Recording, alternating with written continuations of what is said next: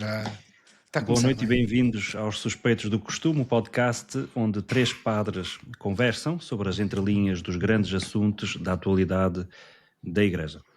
Não se esqueçam de subscrever os nossos canais no YouTube e no Spotify, onde desde logo amanhã poderão rever este episódio em boa qualidade, em vídeo no YouTube, mas também ao conduzirem o carro para o trabalho ou para a escola, para onde for, no Spotify. É lá onde mantemos o nosso arquivo e por isso também sugerimos e pedimos que divulguem estes canais, que partilhem, caso tenham gostado do episódio desta noite e de outros, de partilhar com os amigos, que é assim também que nos vão ajudando a crescer, a chegar mais longe. Nesta noite fazemos já aqui uma declaração de interesses, somos suspeitos no tema da noite, dado que é para conversarmos sobre um livro que na prática nos toca.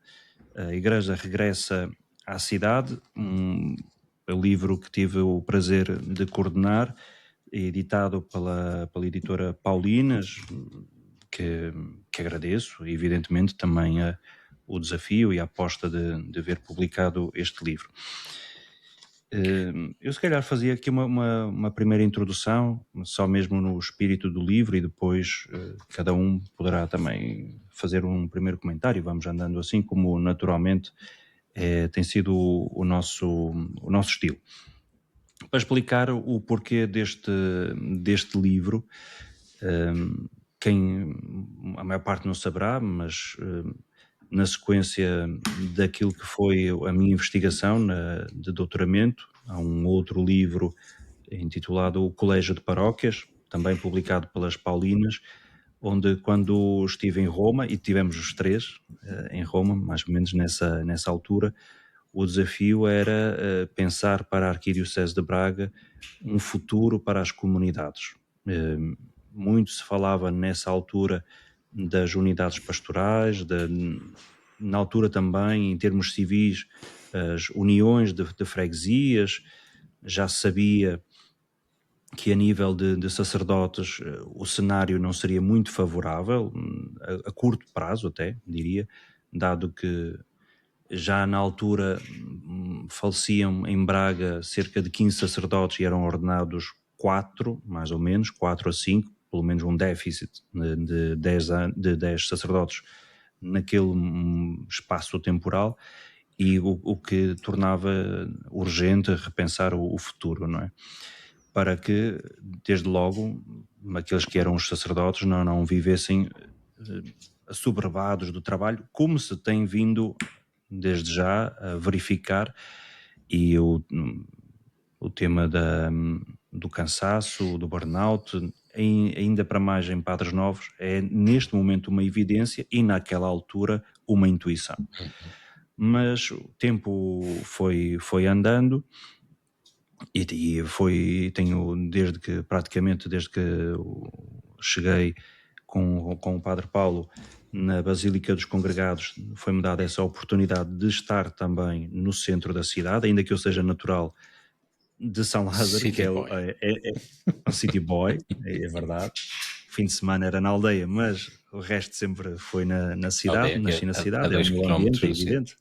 A 2 quilómetros. Não, mas era mais. 2,5, vá. Pronto, 3, tá bem. bem uns 20 e tal. Depende das curvas, Oh. o tempo é diferente.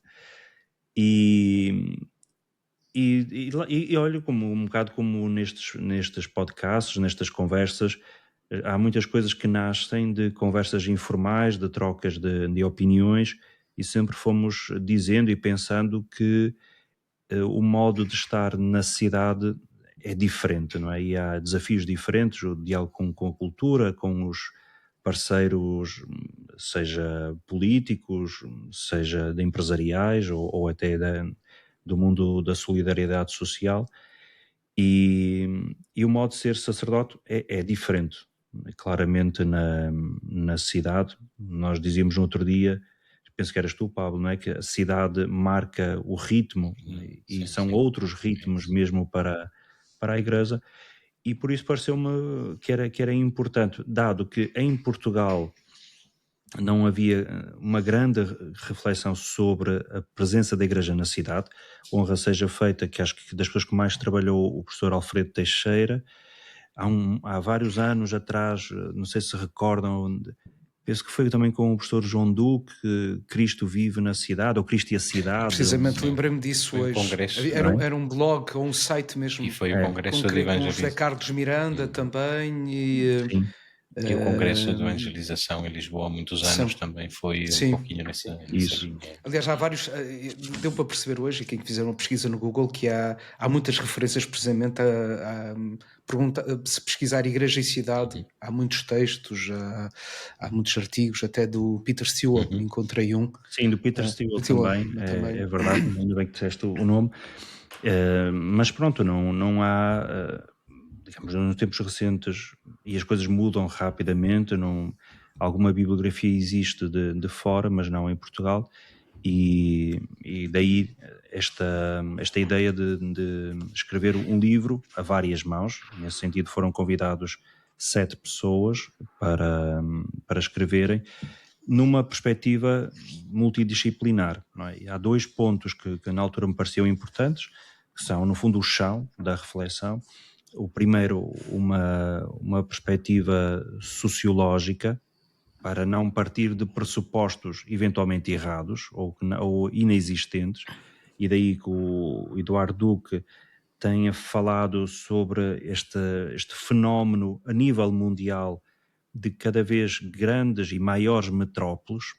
Quando é dito que praticamente em 2050 quase 75% da população mundial estará a viver em grandes cidades, e mesmo na Europa um número semelhante estará a acontecer, e hoje temos grandes metrópoles de 2 milhões, 5 milhões, 10 milhões, e aquilo que são os subúrbios dessas grandes cidades são quase autênticas cidades para nós, é o que é. E nós mesmos já tivemos essa oportunidade de estar em algumas cidades que não dormem, não é? Literalmente, que é uma cidade a trabalhar o tempo todo. That never sleeps, como diz a canção do Sinatra. Isso. E pronto, e o segundo passo era partir também da Sagrada Escritura para ver o que é que a Sagrada Escritura diz sobre a cidade. E a partir daí, então é que se abre toda uma reflexão mais eclesial, num dos momentos evidente, pensando até nas origens das comunidades cristãs, a Igreja nasce na cidade, e daí o tema do livro, a Igreja regressa à cidade. Não é que tenha deixado de estar na cidade, mas regressa, no fundo, àquela que é a sua matriz original, impulsionada, lá está, até pelas necessidades sociológicas, e depois temos então estes 4, diria, 3 primeiros contributos do Padre José Frazão sobre Deus habita a cidade, o que é que a cidade nos diz sobre Deus e o que é que Deus tem a dizer à cidade. Deus nunca deixou de estar na cidade, já poderemos falar.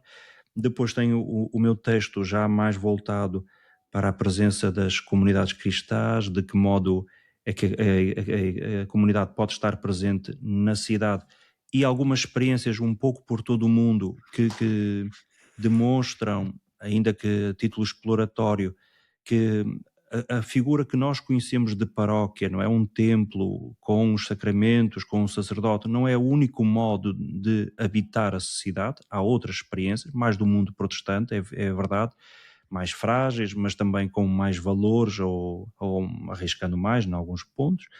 O padre Rui Fernandes, outro jesuíta, que é pároco no Algarve, e onde ele também então dá o seu contributo a partir da sua própria experiência e o contexto urbano, a questão de criar os laços comunitários, o exercício da meditação, a ligação à cultura pop também. E depois 2 últimos textos, são 2 dimensões importantes, não sobre as comunidades, mas sobre o ser cristão. O Luís Miguel Figueiredo Rodrigues,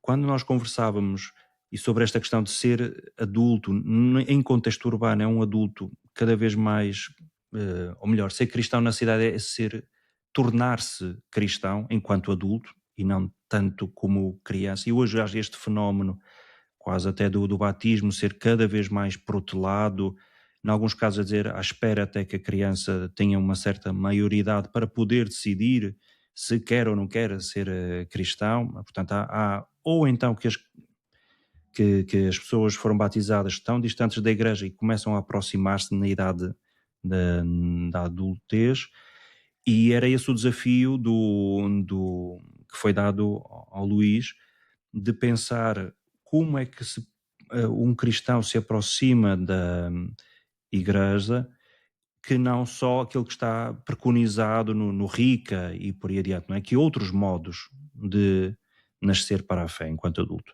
E um último aspecto... Explicar o que é o RICA, Ritual de Iniciação de Cristãos Adultos. Isso. Castado. E o último texto é do Lino Maia, sobre a dimensão da caridade, do acolhimento, porque infelizmente mesmo na cidade há muitos lugares escuros, não é? E muita precariedade, muita fome, muita indiferença, e evidentemente o acolhimento, a dignidade, o serviço aos pobres, acho que é uma marca da cidade, não é? E foi esse o contributo do Lino Maia. Portanto, em traços gerais, é mais ou menos esta a história. Já algumas pessoas também foram perguntando, eu também próprio já fui pensando. É evidente que a seguir a isto, se há um êxodo da aldeia ou das vilas para a cidade, enquanto igreja, há uma pergunta que não pode deixar de ser feita, não é? E o que fica para trás? Nas aldeias ou nas vilas. E nós vemos desde aqui ao nosso lado, em Espanha, algumas capelas, igrejas a decaírem, a decomporem-se. Nós fomos à Escócia, vimos até as igrejas serem vendidas ou serem transformadas noutros espaços recreativos, bares, ginásios, casas de cultura, apartamentos, uma série de coisas. E é legítima a pergunta, então o que é que fazemos com o que fica para trás, não é? E eventualmente, se tudo correr bem, e será quando for, um segundo livro na sequência deste, então sobre a igreja e a aldeia, mas sem grandes expectativas, mas seria também este o projeto. E a vocês? Então, o que é que... Eu acho que era melhor começar o Paulo, porque é a pessoa mais isenta aqui dos três em relação ao meu livro. A minha perspectiva de quem de que está numa posição que eu particularmente gosto, mas já fui parco na aldeia, já fui parco também da cidade, e agora nem sequer sou parco, e se calhar traz-nos aí esta questão do território, não é? O que é isso, o território na cidade, o que é uma igreja na cidade. Neste caso é mesmo uma igreja no centro da cidade, na Avenida Central, nem sempre se chamou Avenida Central, já foi o Campo de Santa Ana, porque aqui estava a Capela de Santa Ana. E o que enfim, tudo isto, como o Tiago já disse, quer dizer, levanta-me algumas questões, não só questões, mas a experiência que vamos vivendo no nosso dia a dia. E a primeira coisa que quer dizer, na cidade é esta, e neste caso que nem sequer é uma paróquia, não é? O que é uma paróquia, não é? Pelo menos no termo no sentido clássico, ou pelo menos do âmbito canónico. Porquê? Porque eu acho que já num outro momento disse, só sentimos verdadeiramente quando é paróquia que nós precisamos do documento, então percebemos que estamos num território, não é? E que há uma jurisdição nesse território, e para eu tratar de um processo de casamento, um batismo, ou até o funeral de um familiar, seja que for, percebo que eu estou num território que está definido, devidamente definido, que tem o seu parque, e portanto eu preciso de deslocar à paróquia, ainda que eu nunca na vida tenha estado naquela paróquia, não é? Ou pelo menos celebrado lá a fé, provavelmente nem sequer lá fui batizado. E a experiência que nós que aqui tenho é que, aliás, a mobilidade é alguém que pode estar em determinada paróquia a participar em alguma atividade, que pode ser no âmbito da solidariedade ou até do âmbito da formação, celebrar a sua fé num outro local onde não sequer está aí a exercer absolutamente nada. Ter os filhos na catequese, que pode ser num colégio, não é? Portanto, é mais a minha pertença a uma comunidade, é mais na perspectiva de uma eleição que eu faço, onde é que eu quero celebrar a Eucaristia, não é? Do que do âmbito territorial.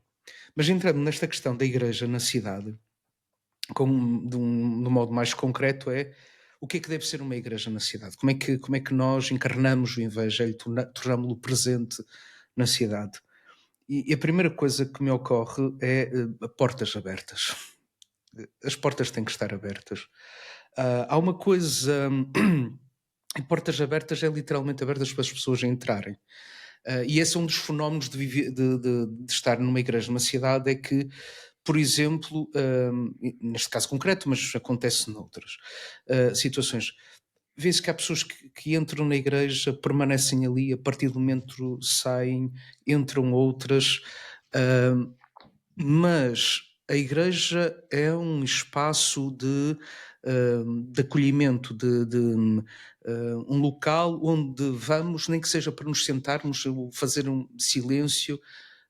Não sei se algumas pessoas estarão propriamente a rezar, e isso eu vejo muito aqui nos congregados, mas é um local para parar, de paragem. É? Uma outra coisa que eu gostaria de sublinhar, que está presente aqui, esta é a primeira reflexão. E portas abertas a todos, não é? A todos. Uma coisa que acontece na cidade, que não acontece nas aldeias, e onde há um padre, ou há um serviço até de confissões, mas onde efetivamente as igrejas estão abertas, é esta exposição ao risco, não é? A de quem entra e para todo o tipo de coisas que nós possamos imaginar. Desde a pessoa mentalmente perturbada que entra, que se deita num banco, isso já me aconteceu até no momento de uma celebração da Eucaristia, que a pessoa chega ali, deitou-se e colocou-se a dormir, não é? Pode ser um sem-abrigo, pode ser um alcoólico, pode ser, como digo, uma pessoa com alguma perturbação mental, ou outra pessoa que procura alguma coisa, esclarecer alguma dúvida, ou outras situações, ou querer falar com um padre. Portanto, é um local, quando as portas estão abertas, sentimos essa exposição. Depois, o outro que eu gostaria de sublinhar é essa presença ou essa oferta que nós podemos fazer também à cidade. E eu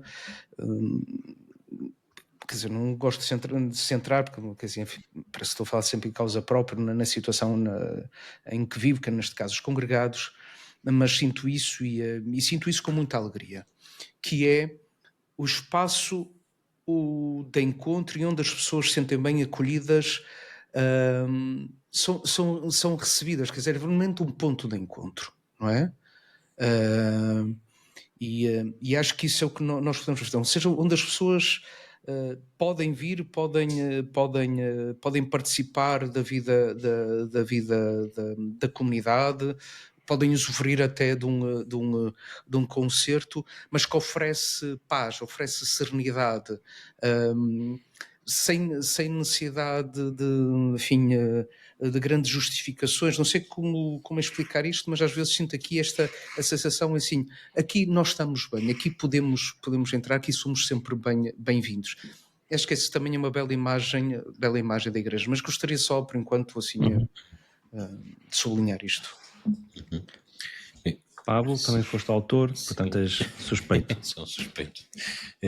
Se calhar a primeira coisa que eu queria dizer, sobretudo para as pessoas que nos acompanham vendo os nossos programas com os nossos podcasts com frequência, e sobretudo para quem assistiu à última sessão que fizemos com a Fundação Ajuda a Igreja que Sofre, com o Félix Lungo e com o Pat Simon, informar que daquelas mais de 300 crianças que tinham sido sequestradas na Nigéria, esta semana foram libertadas pouco mais de uma centena. Ainda faltam mais de 150 crianças, não é?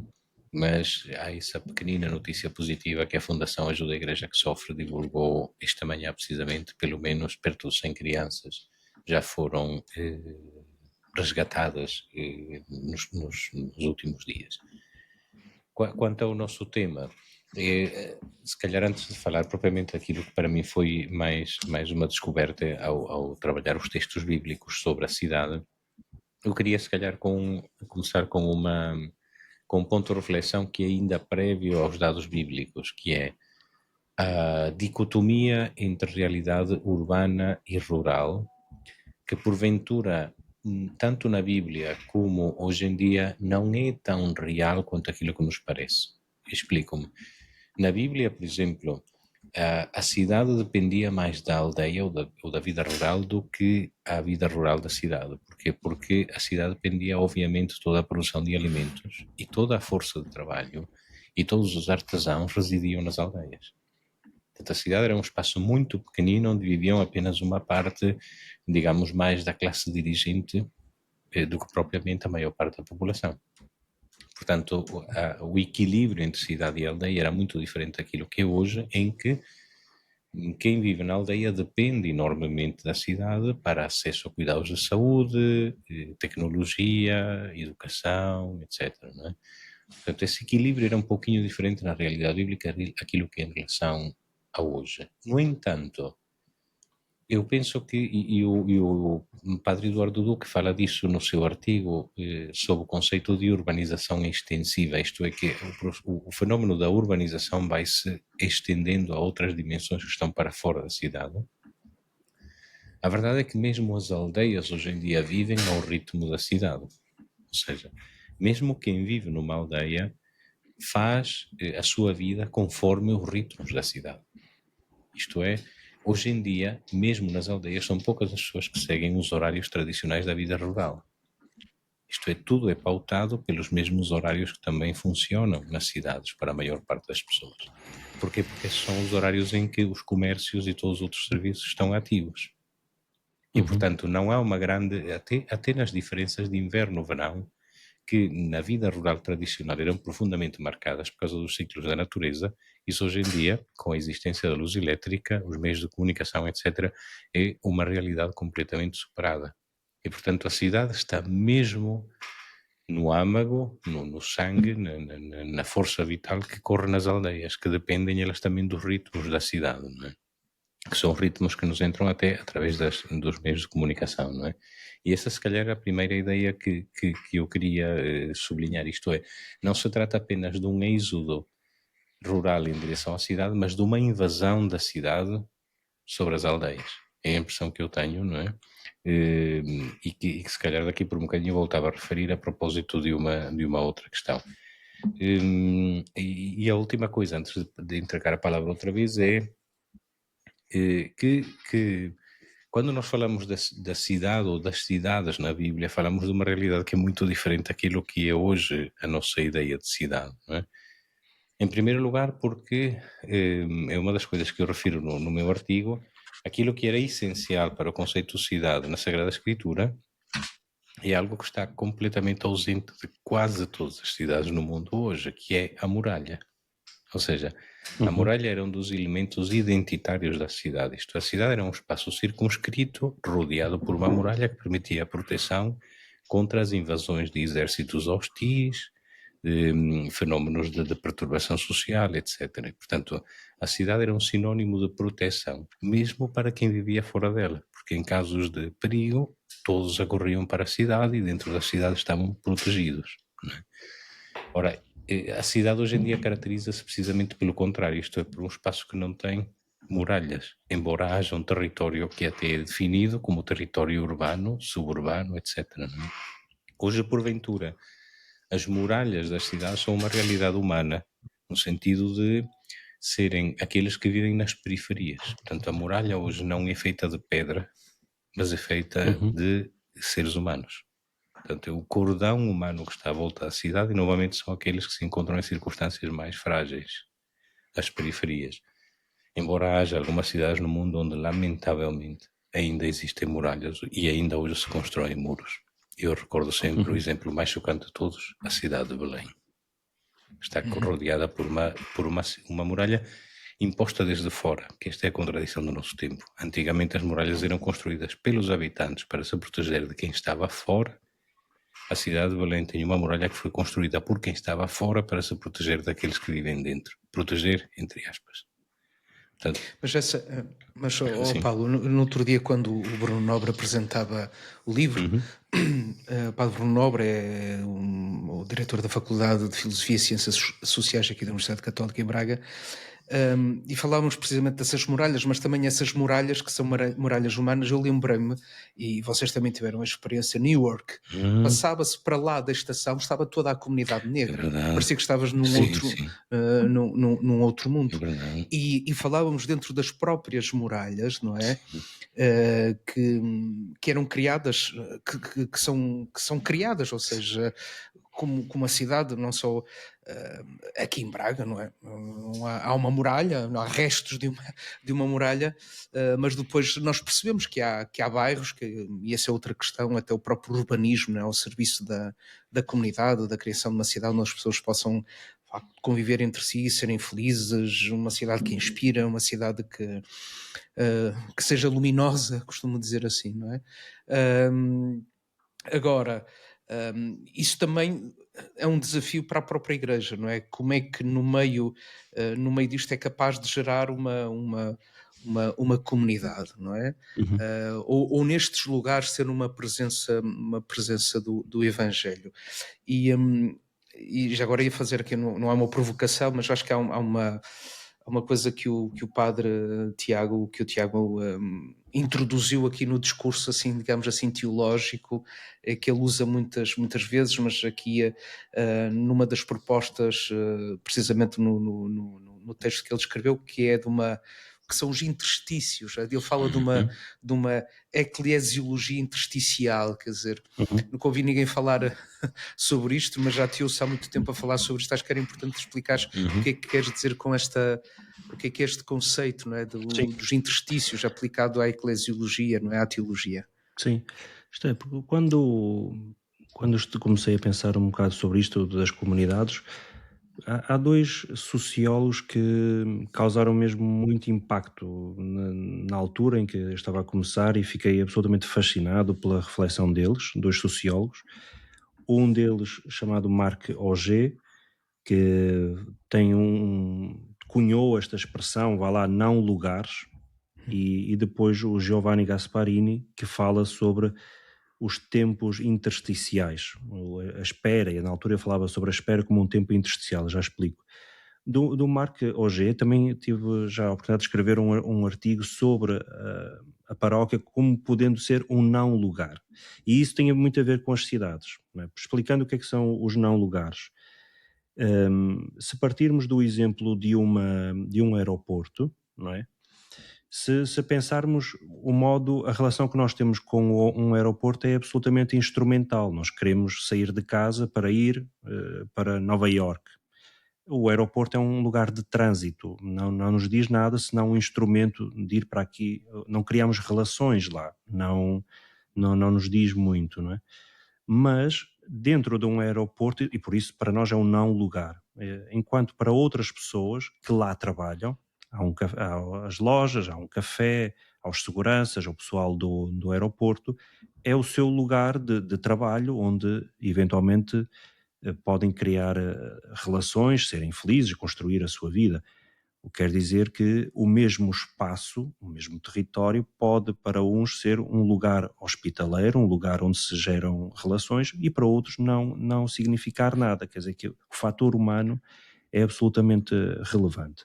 Há quem tenha feito uma reflexão semelhante, por exemplo, sobre o hospital, da morte à deslugaradização portanto, o hospital, Como um onde não lugar. infelizmente, como um não lugar, onde infelizmente algumas pessoas, várias, vão morrendo fora do seu lugar tradicional ou normal, que seria em casa, junto dos seus próximos. Se os profissionais de saúde se transformarem em meros técnicos, perdendo o fator humano, o hospital torna-se um não lugar, perde a sua capacidade de criar relações de empatia e de humanização. A mesma coisa se pode passar com as paróquias.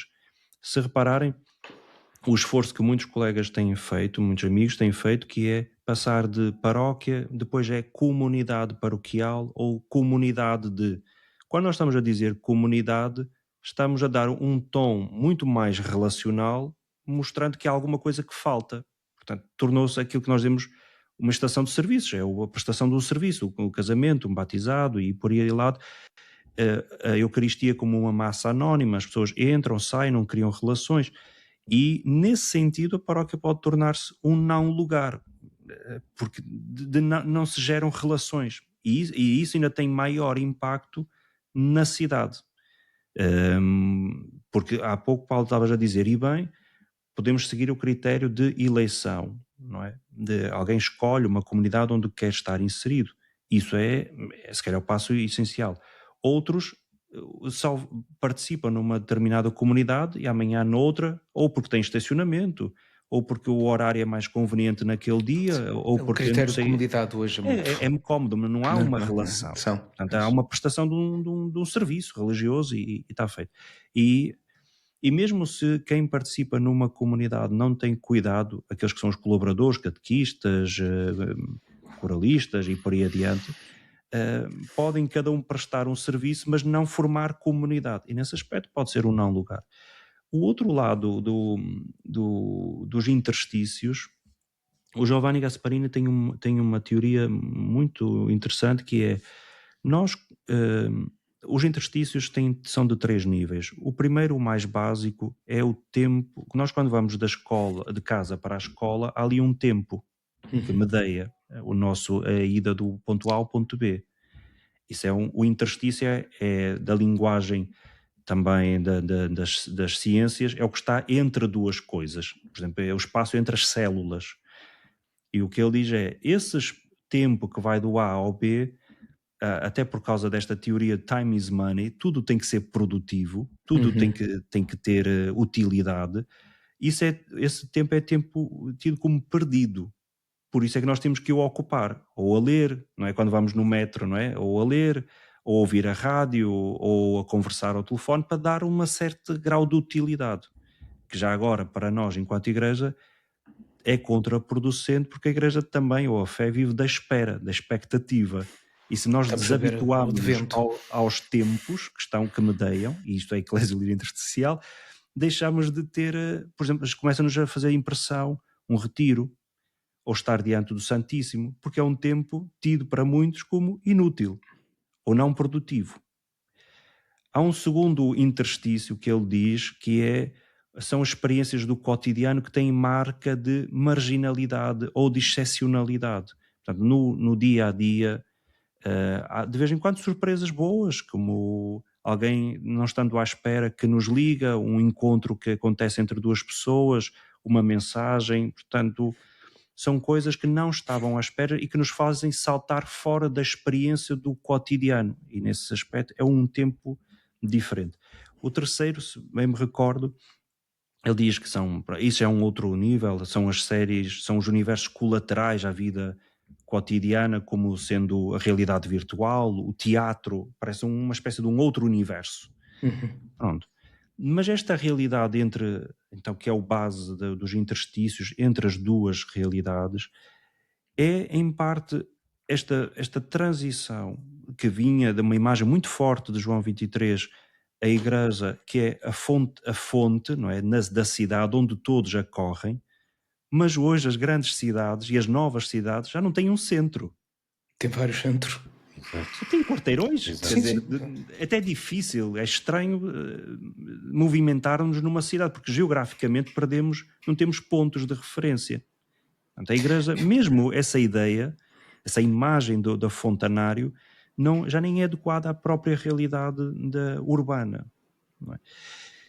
E isso tem muito de simbólico, que é esta igreja, que é o centro da cidade onde todos acorrem. A lógica, quando o Francisco dizia a igreja em saída, em parte também tem a ver com isto, que é, há na dinâmica da cidade muitos interstícios, quer dizer, muitas realidades marginais, quase... Simone Weil dizia, penso que era ele que dizia, as coisas pequenas que se transformam numa prefiguração das grandes coisas. Portanto, aquilo que é marginal, descartado, fora dos holofotes, esses pequenos interstícios, é aí onde a igreja também deve estar presente. Por isso é muito menos a ver com a instituição, com poderes, com ritmos já pré-determinados, pré-estabelecidos, itinerários de fé já formatados, e tem mais a ver com as pessoas, com os seus tempos, com os ritmos e com aquilo que é exigido, aquilo que nós conseguimos discernir ou prever ou antever nessas pequenas fendas da cidade, a presença de Deus. E aí dá um bom contributo o Frazão ao tentar discernir em que ponto é que está a cidade, Deus está presente na cidade, não é?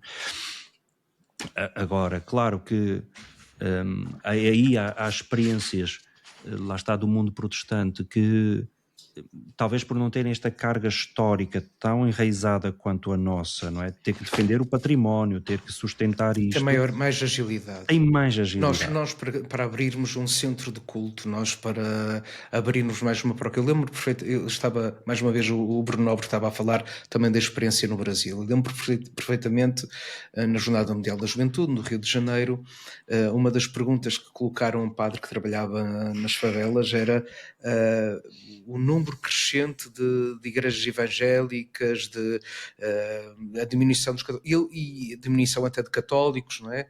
Portanto, ou cada vez, quer dizer, a expansão das igrejas evangélicas na favela. E ele respondia que sim, mas nós para abrirmos uma paróquia, todo um processo canónico, a necessidade de um padre. Quer dizer, eles não, chegam ali, chegam a uma garagem, abrem, numa casa abrem uma igreja. Ora bom, eu acho que também aqui há uma outra questão, que é a nossa presença, que tu falas também de uma presença capilar na cidade. Eu creio que também foi numa outra altura que já falei nisto. Eu não sei em que certo sentido uma nova Domus Ecclesiae é possível.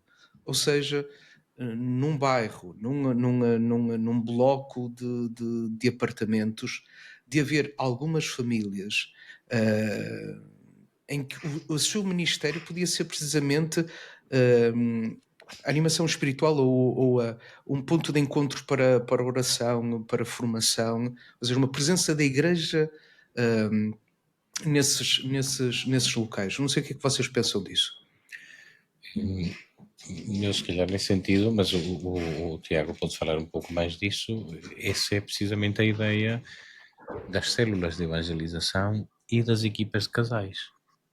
Ou seja, as equipas de casais são uma forma de vida em igreja, não é? Que não está centrada à volta da igreja paroquial. De facto, até reuniões, ainda que provisoriamente possam ser feitas em instalações paroquiais, elas são previstas a acontecer sobretudo no seio das próprias famílias, isto é, onde a realidade familiar é vivida cotidianamente, não é? E obviamente que há depois aqui uma relação profunda entre a vida paroquial e o espaço da igreja e os sacramentos e a vida familiar. Mas esta lógica das equipas de casais é mesmo isso, a igreja que acontece, que se torna viva e presente nas famílias, nos lares, não é? E as células... Eu não sei se as comunidades de vida cristã, desculpa, Pablo, vão também nesse sentido. Penso que sim, também. As CTX. Sim. E as células de evangelização, mas o Tiago poderá falar disso melhor, é precisamente a organização de pequenos grupos das paróquias nos bairros, nos blocos residenciais, não é? Onde as pessoas se reúnem para poder celebrar a fé, para rezar, etc. e que depois, obviamente, tem uma ligação muito profunda com a vida sacramental da igreja Sim, paroquial. sim, a perda da vida. Portanto, trabalham à semana na casa de cada um, grupos, normalmente começam 4, 5 membros, com um propósito muito claro de crescimento. Portanto, não é constituir um grupo para estarmos entre amigos e manter, não é para... Há uma proatividade de convidar outras pessoas para fazerem parte, e depois são 5, 6, 7, 8, 9, 10, quando chega a um certo momento tem que se Como dividir, uma célula. pronto, como uma célula, e assim cresce essa capilaridade, não é? Mas há também outras formas, seja de presença, mesmo que não seja em termos de culto. Há alguns episódios, e Lisboa já tem, na verdade, há alguns casos até de shoppings, onde há uma Eucaristia, pequenas capelas, né, em shoppings. Nós vemos isso nos aeroportos, se calhar, Sim. ou são espaços neutros, mas quando para os nossos irmãos muçulmanos não há neutralidade, é explícito para eles, mas em algumas capelas cristãs é difícil. Mas, por exemplo, nos hospitais, felizmente, também existe e por aí adiante. Mas em alguns casos os shoppings até é a coisa que mais me espantou, vá lá. Mas já há algum tempo... Cristóvão Colombo, não, Cristóvão Colombo, eu acho que estou enfim, Cristóvão. É no Colombo. Sim, No Colombo. Tirando o Cristóvão, é só o Colombo. Eu hoje a missa do Galo, não é missa, é noite do Galo, mas no Colombo, eu creio que no Colombo, não sei como é que está, mas eu creio que no Colombo tinha uma igreja. Também. Agora, tem que haver esta sintonia entre aquilo que é uma comunidade de base, tudo bem, territorial, porque esse é o garante da universalidade do cristianismo, e até, por exemplo, hoje são mais relevantes até os santuários, por toda a dinâmica que transportam, pela previsibilidade, estabilidade, portas abertas, como dizias, as peregrinações cada vez mais fortes, e é um fenómeno curioso, também urbano, esta ideia das caminhadas e por exemplo, Santiago. Imenso. Há uns anos atrás havia esta coisa snob de eu fazer por desporto, por caminhada, mas também quem o fez sabe que ao fim de algum tempo é impossível só ser por desporto. Ao fim de 2 dias a caminhar ou 3, a ficha cai e torna-se uma experiência espiritual, seja não necessariamente religiosa, mas espiritual seguramente o é. E inclusive hoje Santiago está a sofrer um problema de excesso de pessoas na cidade. Mas esta questão dos santuários é importante. Agora, outros casos também já temos falado de um outro modo de ser paróquia, seja nos hospitais, seja nas universidades, nas escolas, nas prisões. O caso de Thomas Ali, que já dele falamos, que a sua capelania é uma paróquia pessoal, interessada principalmente para o pessoal da universidade, professores, funcionários, alunos e muita outra gente que não vai. Mas creio que esta tal capilaridade é relevante. Há um outro modo também de estar presente na cidade, que um deles é através da cultura, e isso são os tais exemplos que aparecem aí, a caridade e a cultura. E nesse aspecto é bom e é diferente da nossa proposta, porque a nossa proposta da caridade é demasiado, talvez, institucional, tem o peso institucional das IPSS, enquanto aquilo que é entendido como uma presença cristã na caridade é mais numa lógica de presença, de hospitalidade, quer dizer, de acompanhamento das pessoas nos seus espaços, naquele caso que é de atenção. Por outro lado, a dimensão da cultura, olha, nós temos até o exemplo, que conhecemos os 3 muito bem, St. Martin in the Fields. Não sei se a reitoria da Universidade de Minho, se nos estiver a ouvir e quiser ceder Ali Compramos. Fazes uma Um OPA. euro. por um valor Uma OPA simbólico, aos Com um valor simbólico. fazemos uma OPA Não, aos uma OPA nossos, não. pronto, um acordo, uma cedência. Mas sabemos, temos um projeto para lá. Ou Nós seja, temos um projeto ali não é para o nosso lado. Não é para aumentar A o património. escola não é? de música dos congregados, E pode continuar lá a escola de música. se não há problema, sim, mas sim. se pudéssemos expandir para aquele lado, St. Martin in the Fields Eu estou à espera aquela lógica de devolver ou de. Não é devolver, A mas no fundo restituição. fazer uma leitura histórica Sim. e a devolução Revivalismo daquilo histórico. que foi retirado, não é? Sim. Se isso é aplicado à cidade do Braga, eu acho que muita gente vai ficar desalojada. Não, mas St. Martin in the Fields, Tem para quem pena, não mas conhece, aqui é. aquilo é uma igreja, mas que tem um forte programa centro cultural, de Londres. concertos, também uma livraria, a cripta é um restaurante, Enorme ação formação, social com os sem-abrigo. a animação social, a dimensão evidentemente religiosa, mas é uma presença diferente de estar na cidade através da espiritualidade, da cultura e da oração, não é? Portas abertas seguramente, e há muita gente que vai lá que não vai de imediato à procura de algo do mundo espiritual, mas está presente na cidade. Portanto, não temos, se calhar, o tempo houve onde, para sermos fiéis ao Evangelho, tínhamos que fugir da cidade, não é? Estar afastado, mas hoje o desafio maior é, de facto, como ser como presença cristã no meio da cidade. Olha, tomando um pouquinho precisamente esse tópico, como ser presença cristã no meio da cidade, eu queria referir precisamente que talvez a segunda mais importante característica, segunda ou primeira, será difícil de definir, mas talvez uma das características, sem dúvida, centrais da cidade na Bíblia, para além da muralha, que era um sinal de refúgio, não é? Que alguns autores até, numa leitura cognitiva, consideram que a cidade, de alguma maneira, representa o ventre materno, pelo facto de ser muralhada, pelo facto de que, sobretudo no hebraico bíblico, todas as cidades são referidas com nomes femininos.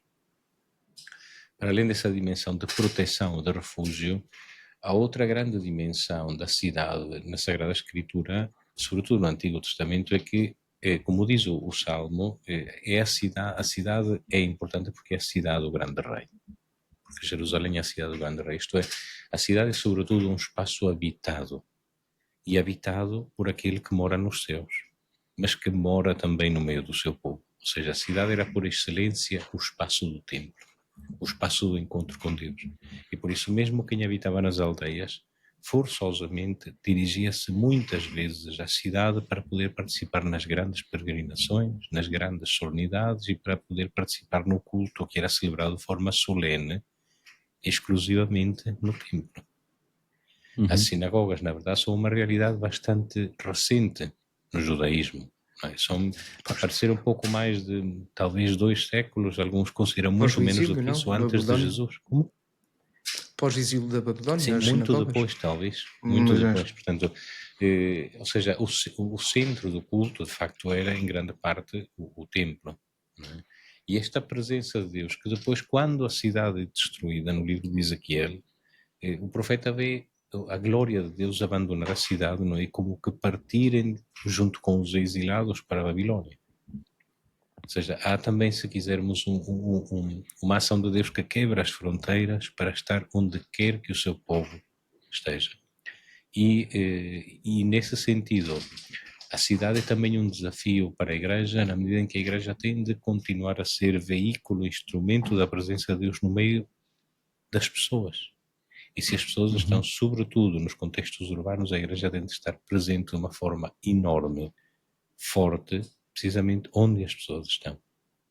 E esta é também uma dimensão muito importante da cidade, não é? O Salmo 86, que dá um pouquinho o tom ao meu artigo, não é? Fala de Deus que ama a cidade, não é? Aliás, uma ideia que depois também está muito presente no livro de Jonas, não é? De uma forma até muito irónica e muito bonita. Deus ama a cidade, mas não ama a cidade como, digamos, um espaço monumental, mas sobretudo ama a cidade por causa do seu povo que habita na cidade. E por isso Deus faz-se presente. E nisso a Igreja tem de ser cada vez mais veículo de uma presença de Deus no meio da cidade, que é onde as pessoas estão. Temos, não sei, vamos abrir aqui levar espaço. aqui- Vamos Sim, aqui, temos uma questão, temos aqui assim, alguns contributos. Vou começar aqui até pela Ana Barros, que ela fala do Frei Beto em São Paulo, desde há mais de 40 anos costumava ter uma comunidade de várias pessoas que formavam uma comunidade de crentes que se encontravam periodicamente para meditar e refletir, e acredito que uma experiência, diz ela, deste tipo poderia ajudar a dinamizar a presença na igreja, e também uma experiência que teve há cerca de 15 dias, em Ponta Delgada, há três das grandes igrejas, belíssimas, são parte de espaços culturais sem edifício religioso. Mas já aqui uma questão que o Filipe Teixeira, agora um abraço, o Filipe Teixeira teve um almoço com o Papa. Ele tem mesmo um livro, o dia em que almocei com o Papa. Penso, ele pode-me corrigir, mas acho que o título é esse. Também esteve e encontramos aí na Jornada Mundial da Juventude no Rio de Janeiro.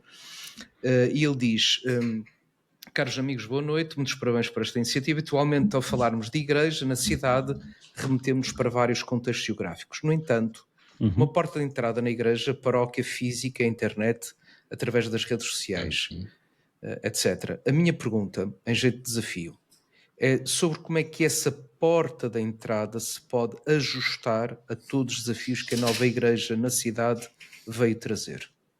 Um bom programa, um grande abraço aos 3 de Lisboa. Um abraço também ao Filipe Teixeira. Sim, eu acho que isso vai ao encontro daquilo que também estamos a tentar dizer, e no livro fala-se sobre isso, a dimensão, nem não tínhamos tocado nesse ponto, as novas linguagens e, sobretudo, o mundo digital, para não dizer, porque hoje, para nós é fácil falar quase uma espécie de analógico digital, mas para quem nasceu já não há, isso é uma fronteira...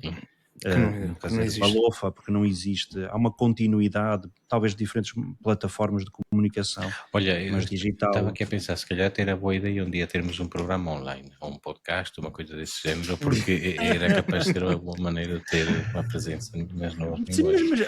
Mas estás a tocar onde eu queria chegar, não é? Primeiro ponto, parece-me que não... Quando estamos a falar da cidade, se calhar no mundo rural, o espaço físico territorial é mais determinante do que na cidade. E ao saber, por exemplo, até por um rio, quantas guerras ou mortes não existem, não é? O espaço físico é determinante na ruralidade. Coisa Querias que... dizer a distribuição da água. Imagina.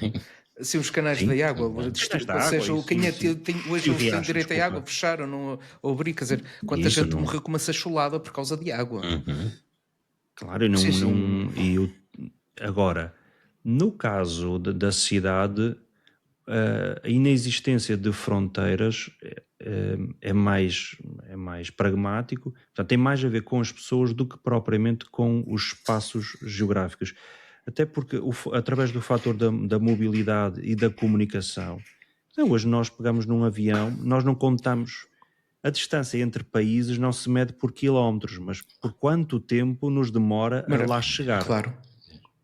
E nós podemos estar aqui em Londres e a demorar tanto tempo como daqui de Braga a Lisboa. É irrelevante. Cheguei mais depressa a Cambridge do que chegaria a Lisboa. E já agora, nós vamos perceber isso quando tivermos o TGV. Eu não sei se haverá ligação a Lisboa, mas haverá a Vigo, mas haverá a Madrid. Nós vamos perceber o que isso vai transformar em termos de ordem laboral, de trabalho. Sim. Há pessoas que provavelmente vão a Madrid ou irão a Vigo trabalhar e vêm para casa a Braga, se houver essa ligação. Portanto, só para reforçar isso, mas depois... para dizer que não...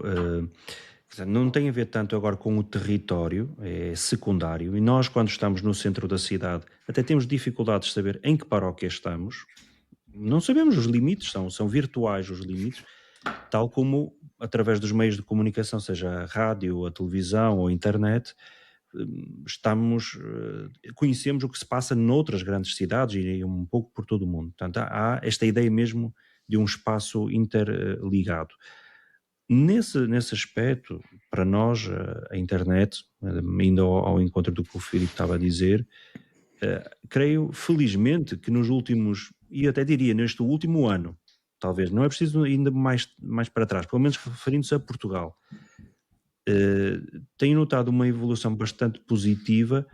No período do Covid, aquilo que nós tentamos, ou a maior parte tentou fazer, foi replicar aquilo que eram padrões fora da internet para dentro para a internet, não é?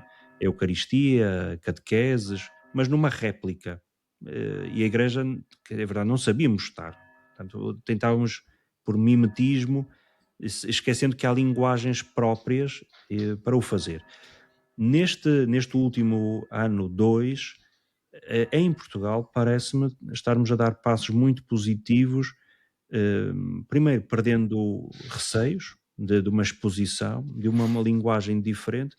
É evidente, o estarmos aqui a falar num podcast é também um exemplo disso, não é o formato tradicional de um padre falar, não é? Ou fala na homilia ou numa catequese, não é neste contexto.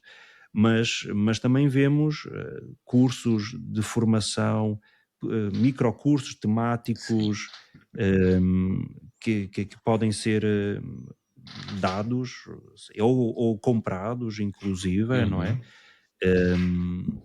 Temos os vídeos também curtos, vários sacerdotes e jesuítas também têm apostado muito nisso, onde pequenas mensagens num tom mais descontraído, mais autêntico, mais alegre, que eu tenha feito. E isso é um modo de, sem medo, usar as linguagens próprias de cada uma das plataformas para estar presente.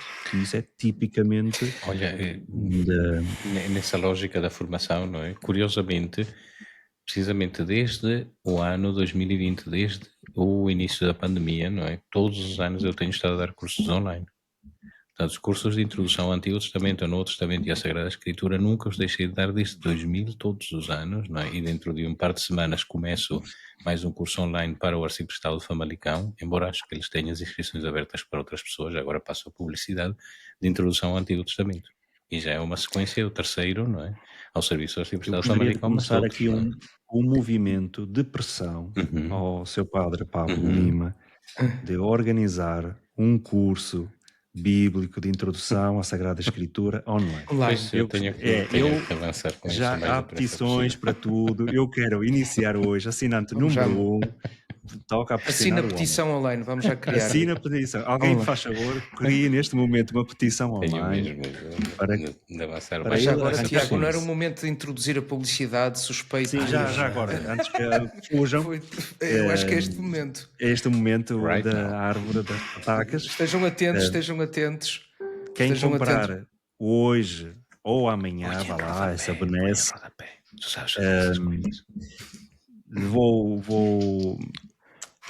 Quem comprar este livro no site da livraria Diário do Minho, vou partilhar aqui o link, e usar, este é o link, compra, não tem que comprar só isto, pode comprar mais, não tem problemas. Também não vamos ser tímidos. Da Prozis aqui. Isso.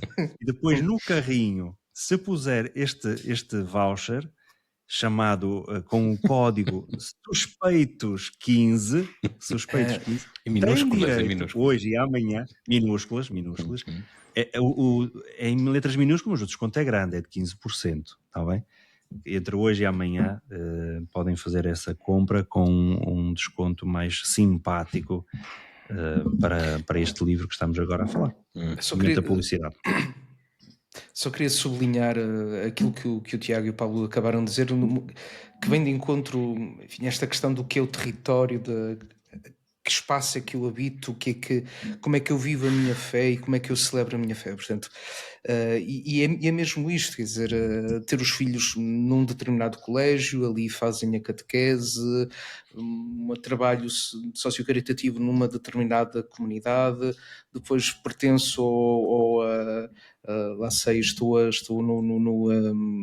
no grupo alfa em determinada paróquia, e entretanto, por exemplo,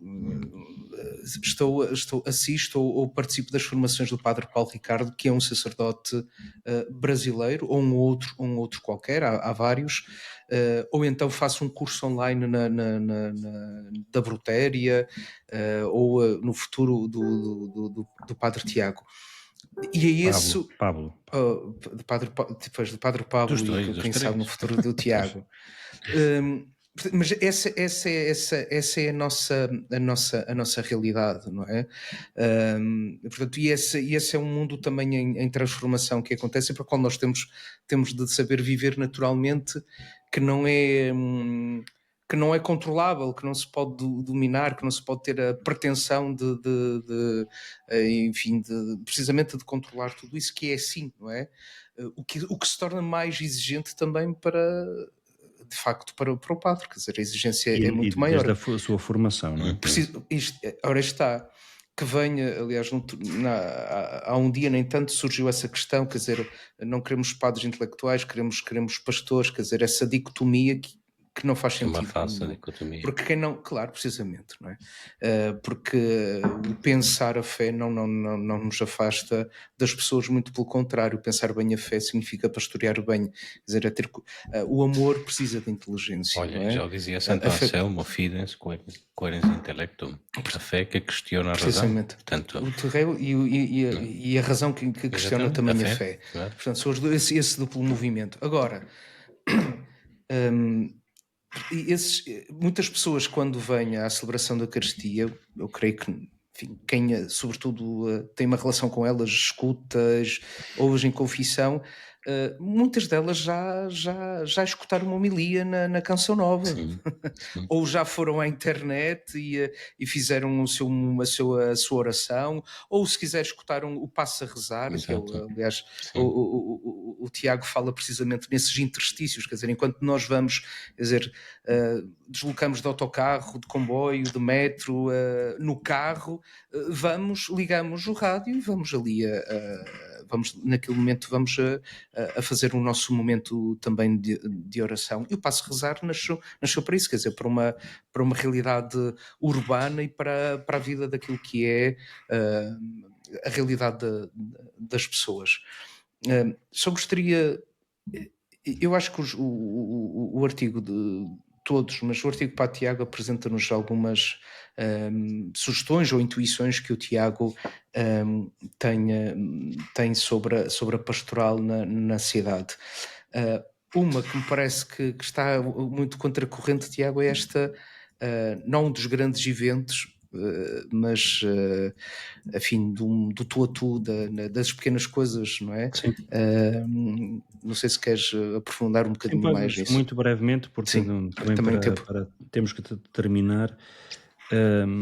Eu confesso, pronto, que foi com alguma surpresa que, genericamente falando, o que se vai vendo aqui e ali, que pensei que já tínhamos passado uma certa fase dos grandes eventos, porque percebemos que são importantes, é evidente, uma expressão até pública de fé e mostrar que estamos vivos e mostrar a alegria de ser cristãos e por aí adiante, mas isso são momentos, lá está, um interstício de segundo nível, é uma excepcionalidade, tem que ser um momento excepcional, ponto.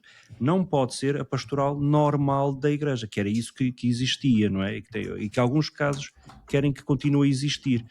Uma pastoral que está ancorada nos grandes eventos, nas grandes expressões, que depois não têm correlação e incidência no dia-a-dia normal, não é? Pois no dia normal a multidão dispersa-se, mas se dispersasse, como diz o outro, ide e evangelizai, é uma coisa, mas outra coisa é dispersar porque nunca estiveram unidos, e aí não é possível fazer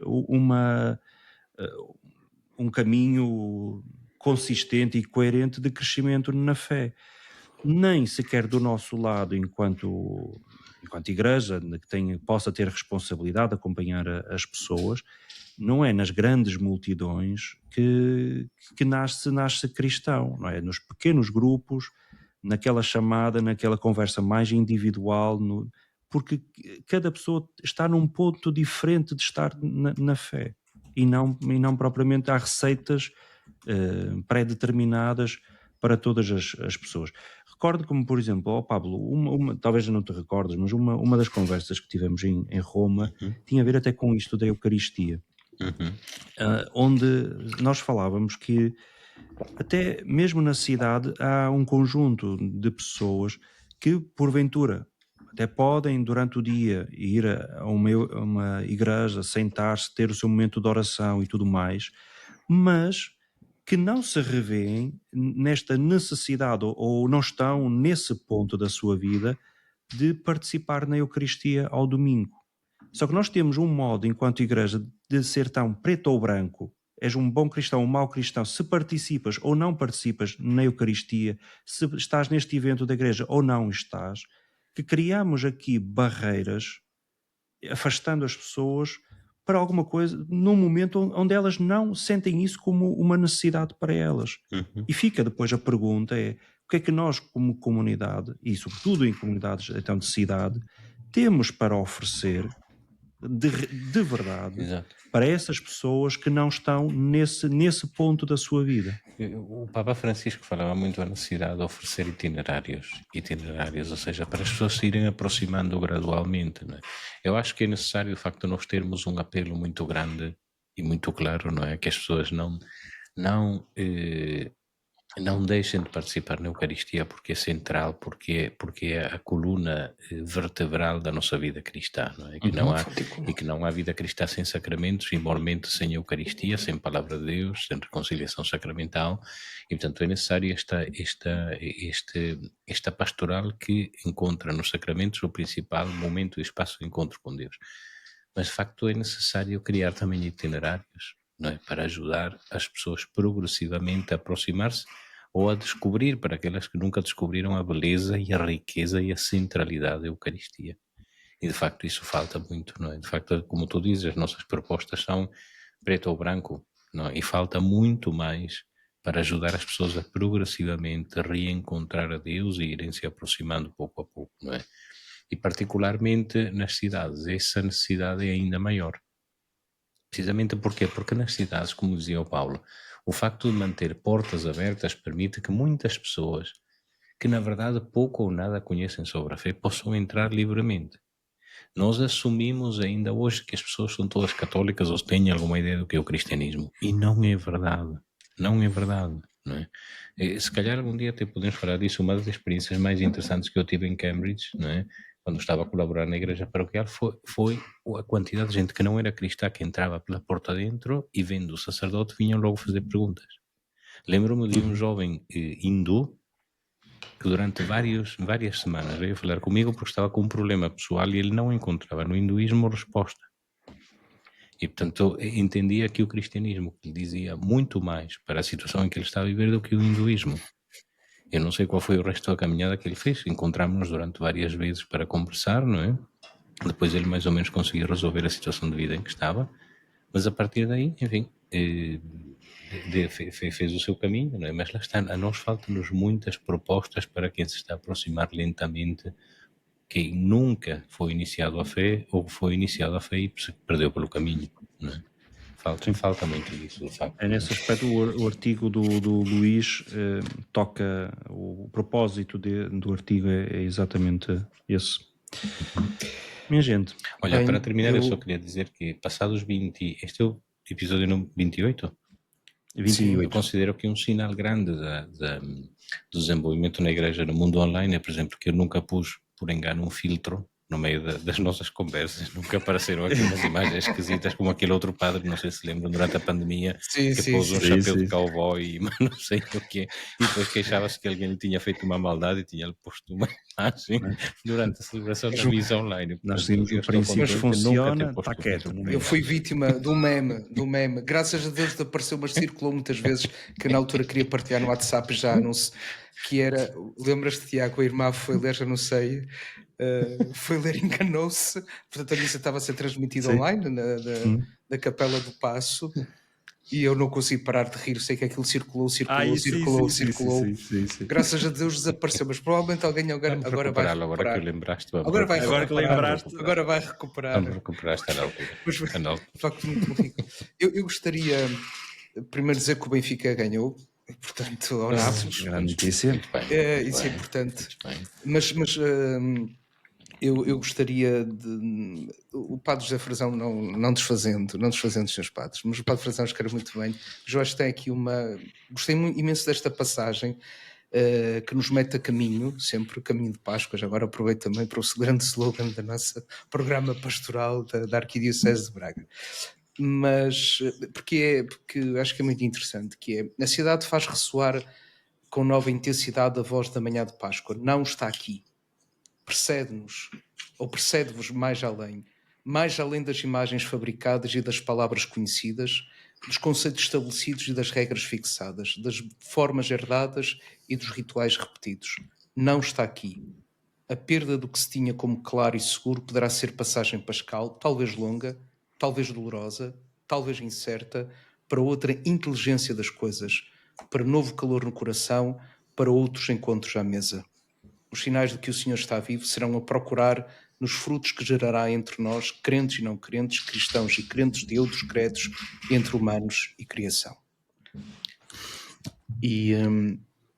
E acho que agora é para desejar, se nos virmos antes, bom Natal. Podemos começar a abrir oficialmente a época. Se não nos virmos antes, é mesmo isso. Bom Natal. Com votos, despedimos-nos com votos de bom Natal para todos. E se Deus do nosso quiser, lado não nos vamos ver antes, não é? Exato. Em termos de podcast. Exatamente. Hoje é o último antes do... Pode haver um podcast surpresa. Sim, pode sempre acontecer. Mas se dissermos, deixou de ser surpresa, não é? Pois, exatamente. Aquele conceito.